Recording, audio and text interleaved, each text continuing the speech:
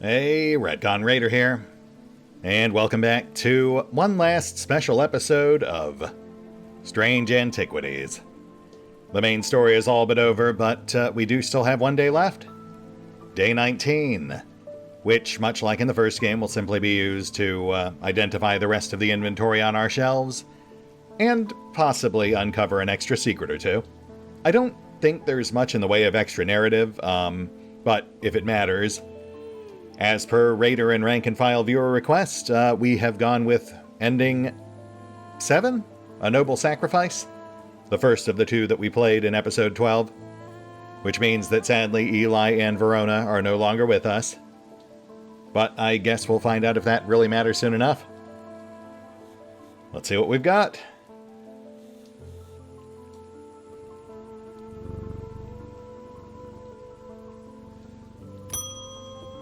Tess Sherwood.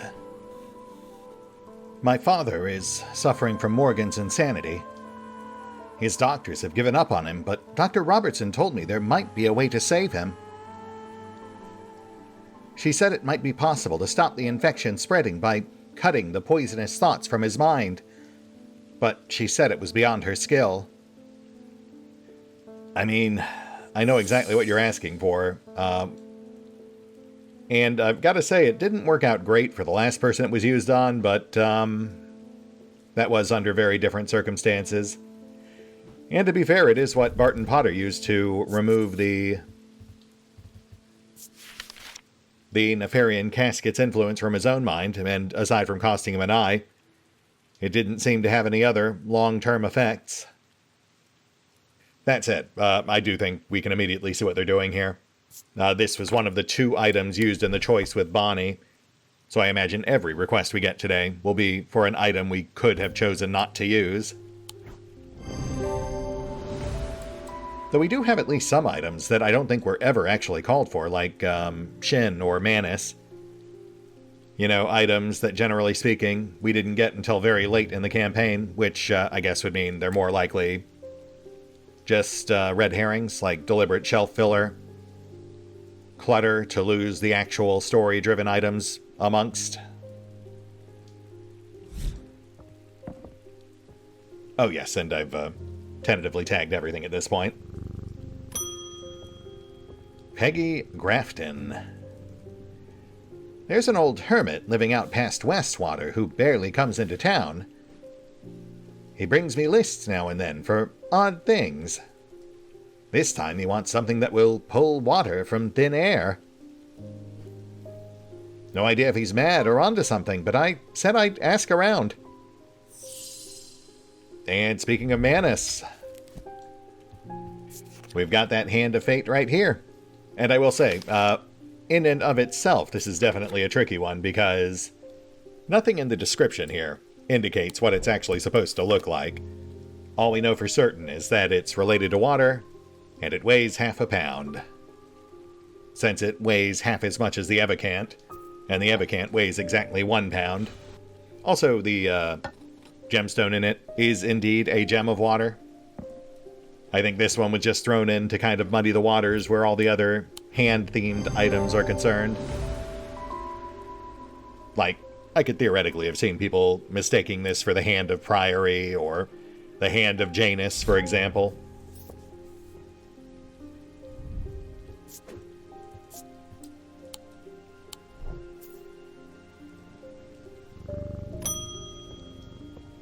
Cecil Bateman.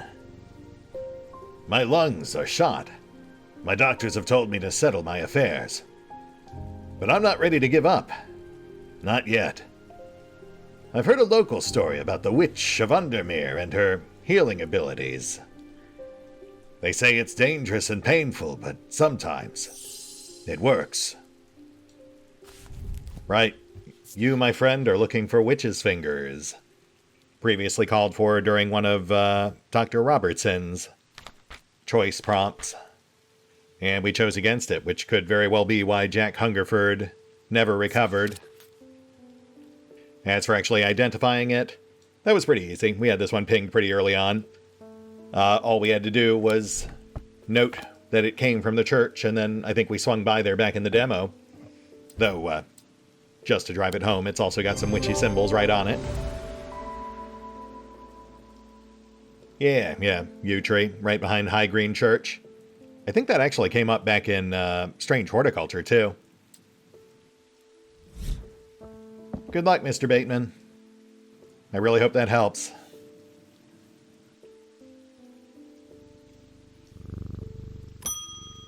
Owen Foxe. My farm is diseased. My crops won't hold. And even the animals are uneasy. My old man says the earth's angry. He says I should call upon Korchen for wisdom and blessings. Can you help?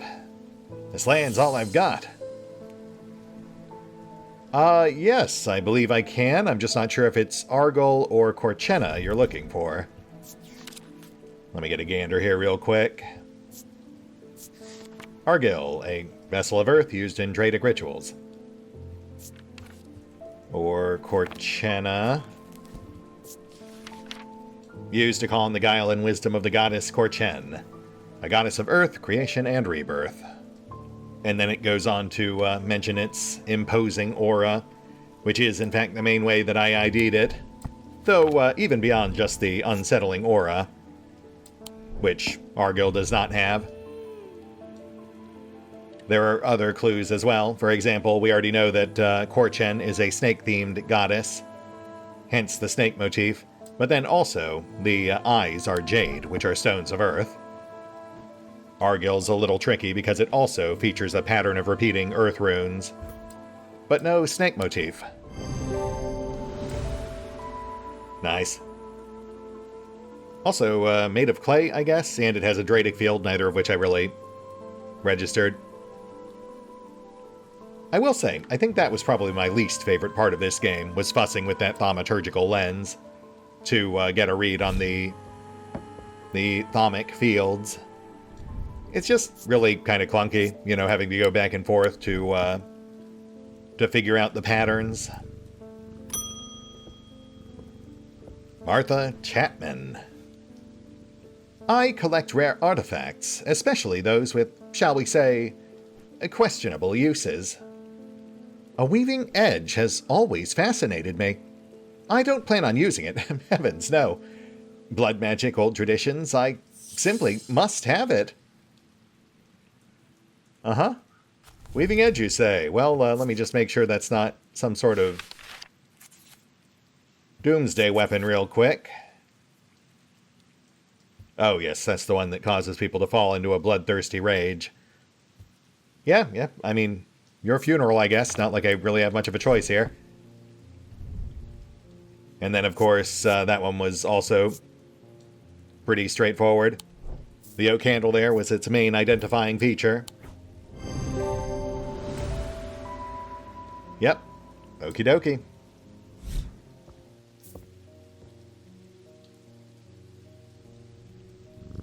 Next. Francis Mason. I have read the tales of Calaris from cover to cover. I was surprised to learn of some of the powers he could wield. Did you know that he could walk through walls? I read that he used a water's shadow, but that we have lost the knowledge of how they work over the years.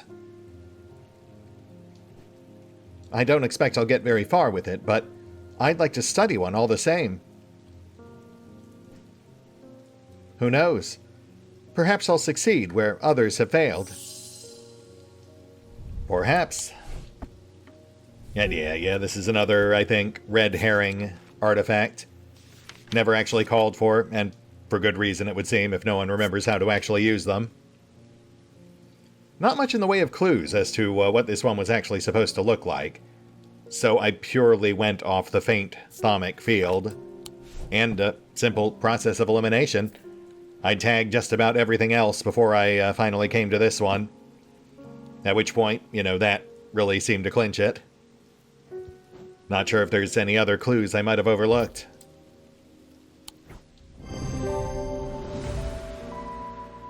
No, that was literally it. The item produces a faint thaumic field. Fair enough. Which, to be fair, was also how I ID'd the pit. because the only real clue on that one was also that it had an indiscernible thaumic field. Gus Foley. I've been studying old texts, references to things hidden beneath the surface of our world. They mention the use of a spirit eye to see beyond the black veil. It's something I'd like to experience for myself. Well, I think we can help you with that, for we do indeed have a spirit eye, which I will say was the one of the 2 items we could have used with Rose, the artist. And apparently we chose wrong, because had we given her the spirit eye, while she would have been unhappy at first, she would have later come around and helped us with Barton Potter's ending. That apparently was our critical misstep there. It's funny, because I think even back then I kind of speculated that giving her the spirit eye might actually be important, but I erred on the side of caution with the Ares remnant instead. As for the identifying features, that's pretty straightforward. It's got malachite front and center. That's a stone of sight. And then it's flanked by symbols for hot and cold, 2 opposing symbols, as noted in the entry.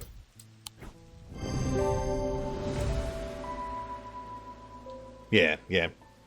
That was an early artifact before they started getting deliberately tricksy. Be careful with that thing.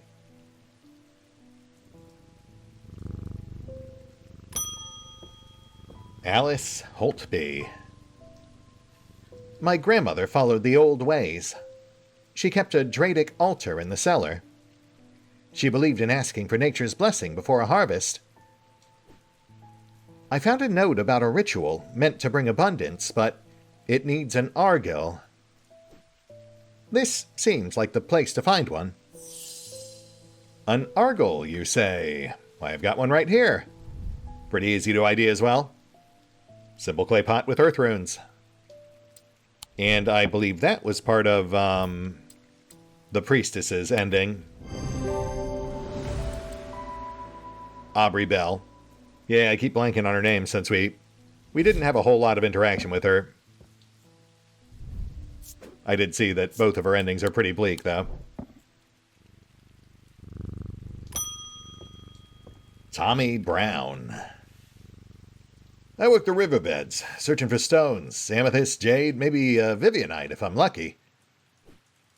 It's hard to spot them in the muck.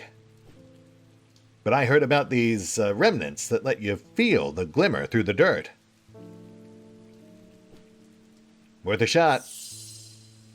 A remnant, you say?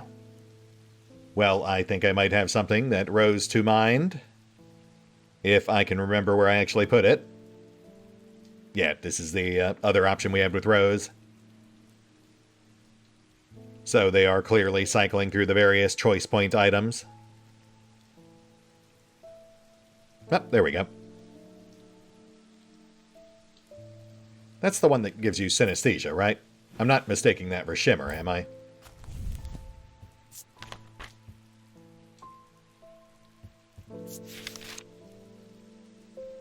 No, okay, so synesthesia right there. Sorry, it's been 13 episodes and like 100 artifacts, so it's all starting to muddle together at this point. Here you go, sir. Good luck out there.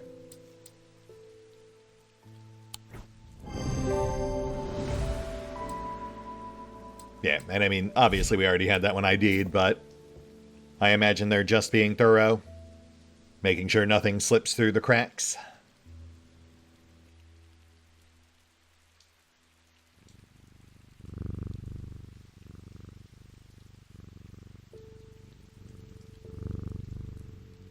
Next,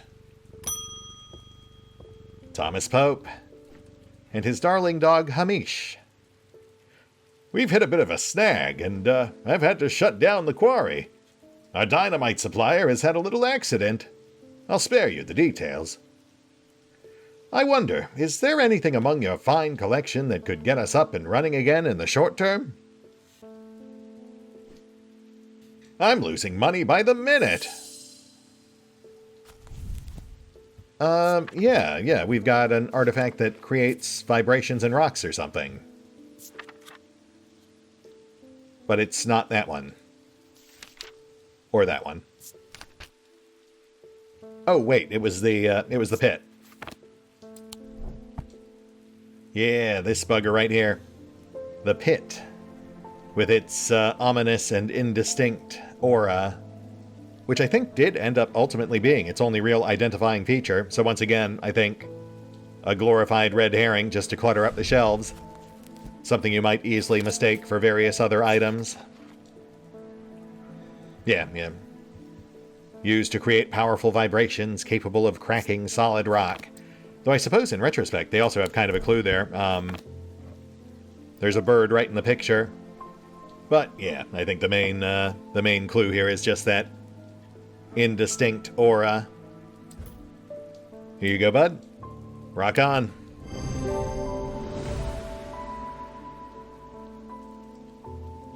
Oh, okay. Made of 3 different materials. Gold for sun, clay for earth, skull for death. Sure, why not? Honestly, didn't even register, but yeah, that does make sense. And again, I guess there was a clue right in front of us. That bird in the picture was definitely alive, whereas the one right here very much is not. That's about as strong a theme of life and death as you can get.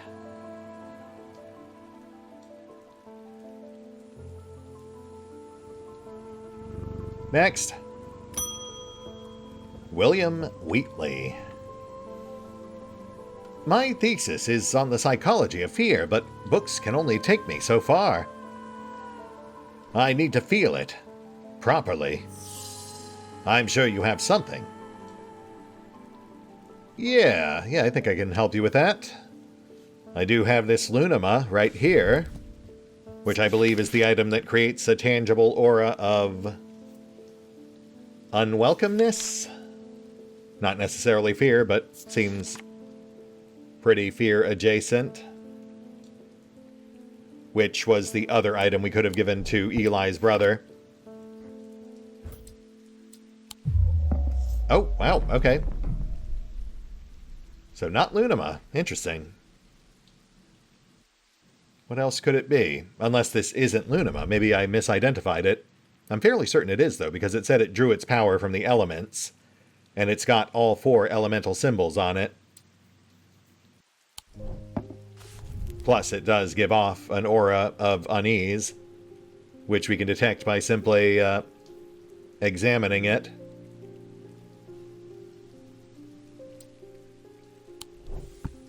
Oh, let's check the index. We can just look up here. Light of Korchen, Spirit Eye, Zaya. Yes, okay, that makes sense. Instills a sense of fear and paranoia. That is exactly what we're looking for.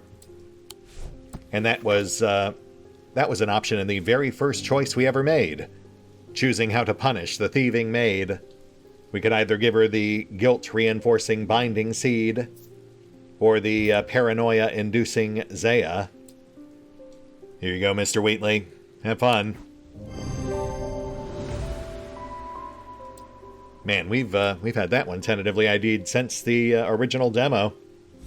All the way back in episode 1. Next. Althea O'Shea. I've been looking into Corvin, the Bloody Queen, for a book on historical figures that I'm writing. I'm finding it surprisingly difficult to verify much of her story. I was hoping to take a look at one of the bloodstone artifacts that were created in her name. If you have one, of course. Oh, you mean like Corvin's Might, the tool used to magically murder people? Why, yes, I do. Let me just, double check, make sure this... I mean, again, not like we have much choice, but yeah, I'm pretty sure this is Corvin's Might. As per the bloodstone in its beak and the general avian motif of the artifact itself. Can't say I'm exactly thrilled to hand this thing out, not after the lengths I went to keep it out of Bonnie's hands, but I'm sure it's fine.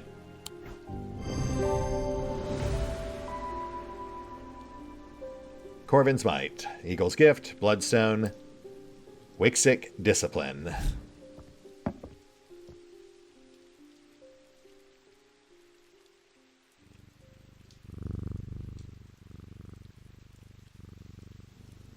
Next,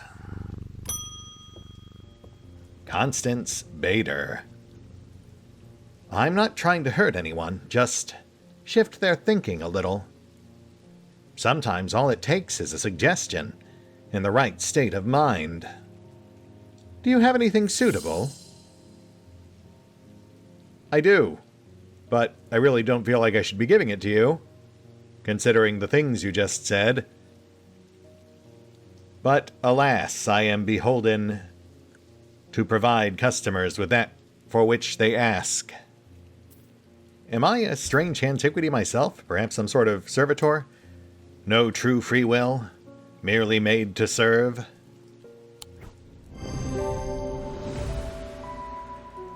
As for Morgan's Folly, we've talked about that one before. It's got the symbol of hypnosis concealed beneath that swiveling panel there. An option for the priestess. Jane Fairburn. My sons are out of control. Jail doesn't teach them anything. A year behind bars and they came back worse. I want them to feel the wrong they've done. Real penance, so that they might change their ways. Which would be our Binding Seed, the other option for the thieving maid scenario. I just saw it here a moment ago. Oh, there it is. Right, I put it in the restricted section because it's a semi-dangerous object.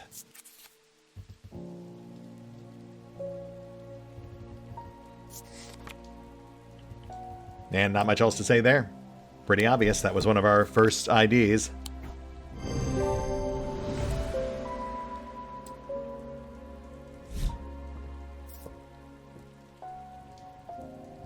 Next, James Herschel. There's a lawman snooping around the Blacksmith's Guild. Can't have him poking into parts of the business they're not supposed to, if you catch my drift. I need a way to keep him out. Oh, wow, okay, yeah, I guess I can do that too, why not? I already handed out tools for mind control and murder, so why not this too? We are so getting shut down.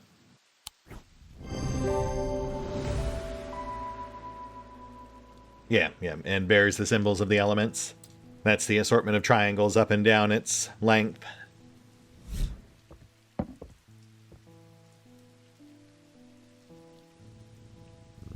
Next, Charlotte Bradshaw. My brother captains a small fishing vessel in Haverig. There was a big storm last month and 2 boats never came home. I remember what the old sailors used to carry. Charms, totems, things to keep the sea calm, or at least keep you afloat. I want to give him something like that, just in case. Well, you're in luck, Miss Bradshaw. I've got just the thing right here. Nice to see someone get some use out of it. Since, again, I'm fairly certain that was just a glorified red herring.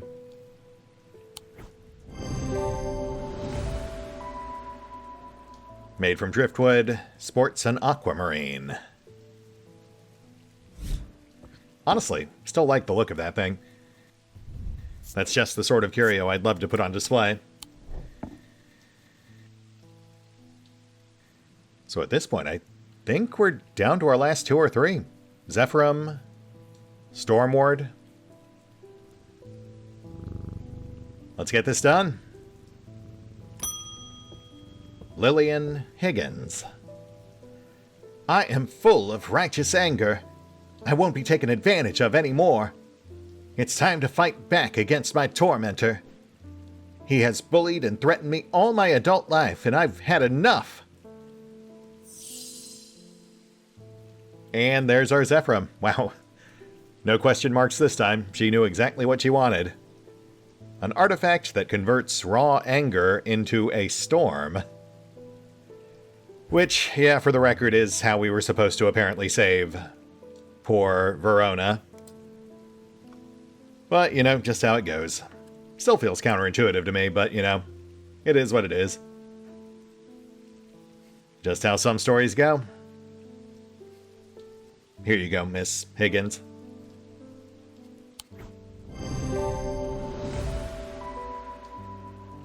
Resonant object and smells of storms. One more to go.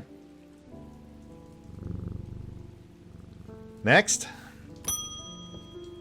David Chafer, the mailman. Rain, again! Soaked to the bone before I'm halfway through my rounds. I'm fed up with it. I've got a few bob to spare if you know a way to keep me dry. Oh, no need for the bobbin. This one's on the house, my friend. One Stormy Ward. On the house. You just keep up the good work?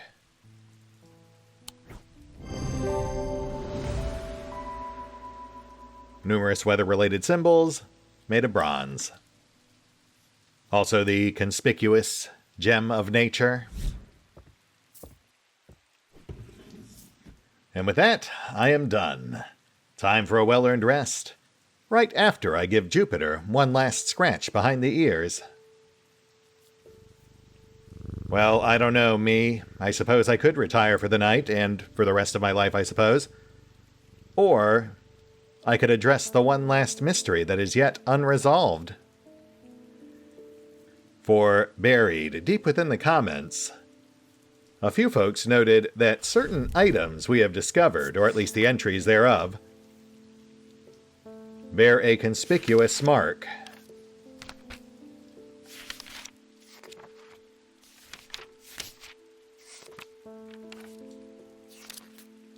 Like this one here on Babelia, which marks the spot. So, let's go ahead and comb through everything real quick, shall we? See which other objects we have which might bear a similar mark.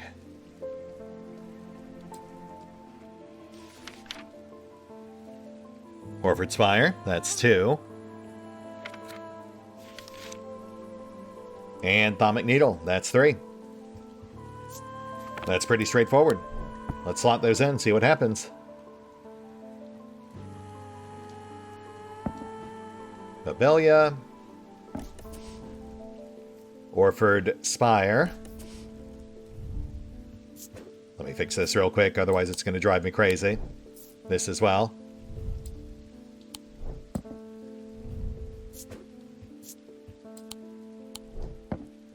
Sorry.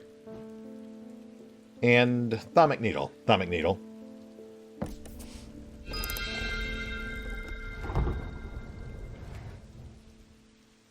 Right. We've got another clock to pick. Simple enough.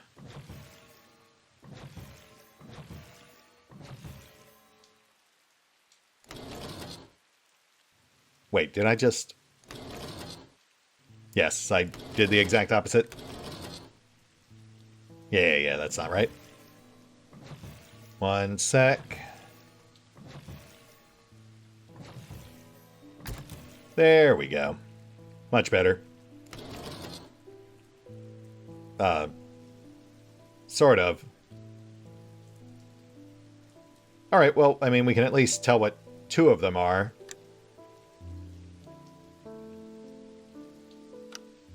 $10, $12.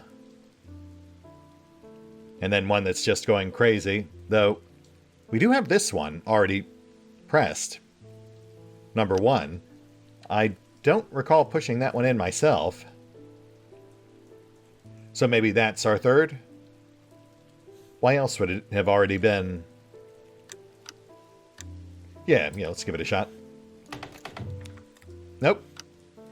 Alright, well, if we assume that 10 and 12 are correct, we can really just brute force it. There's only so many possible combinations. Hey, there we go. So 5, huh? Not sure Not really sure how we were supposed to figure that one out. Which now puts us into this weird sort of veiny thing. I am not entirely sure what I'm looking at here, though that symbol does look kind of familiar. Hold on. I'm pretty sure I've seen it on the map before. Though not on this one. Maybe in the catacombs? Oh, yeah, right there. First one in line. The grave is old and worn. There was an inscription once, but it is too faded and crumbled to read. That's fine. We've got just the thing to shed some light.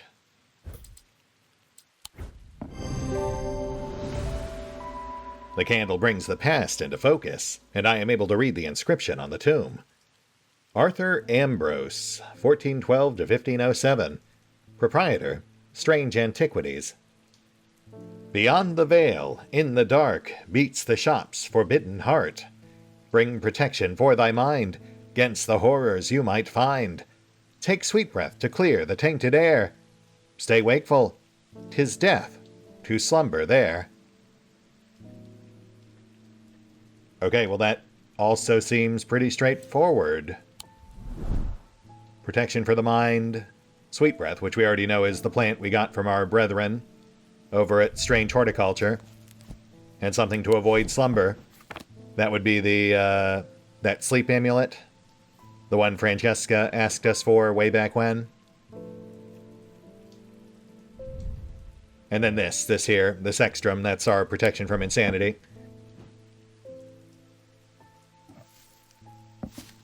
Oh, let me bring the weird contraption back up again.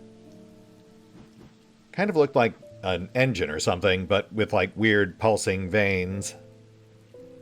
Slightly unsettling, but I'm sure it's fine. Alright, let's do this. Palliance, or sweet breath. Protection for the mind. And protection from sleep.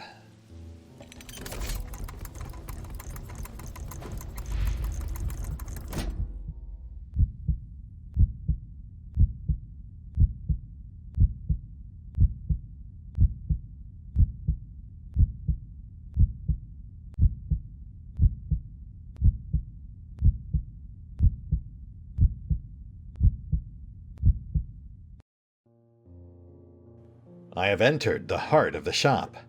I am a part of Strange Antiquities now. I flow with the thaumic energy of 1,000 years. I am at peace. Oh, okay.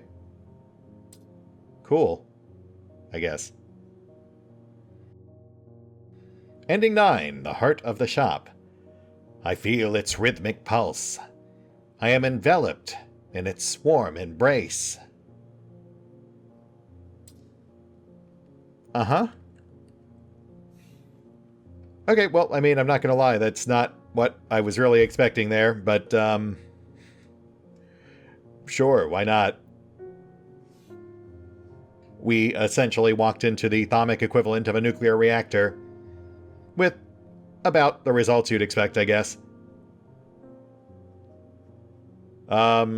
That's fine. I'm sure Simone can take over the shop for us and keep an eye on Jupiter. That was interesting. Not entirely sure what to make of it, but, you know, that's just how it goes sometimes when you're dealing with Strange Antiquities. And, you know, I've got to say, weirdness aside, or perhaps very much included, I really enjoyed this game. You know, I enjoyed the first one, I enjoyed this one as well. I do feel like I've liked the epilogue segment of the first game a little better, because it had more of a narrative arc to it. It's been a while, but I want to say there was like a secret society that also collected or studied mysterious plants, and you went and made contact with them, and they gave you a bunch of clues and tasks and such. And I mean, this one was okay. It was still fun getting a little extra FaceTime with the various sundry bit part players of Undermere. because I did recognize a few of them as well. They were mostly folks who had come in previously with other various requests, like Thomas Pope or, obviously, Dave the Mailman.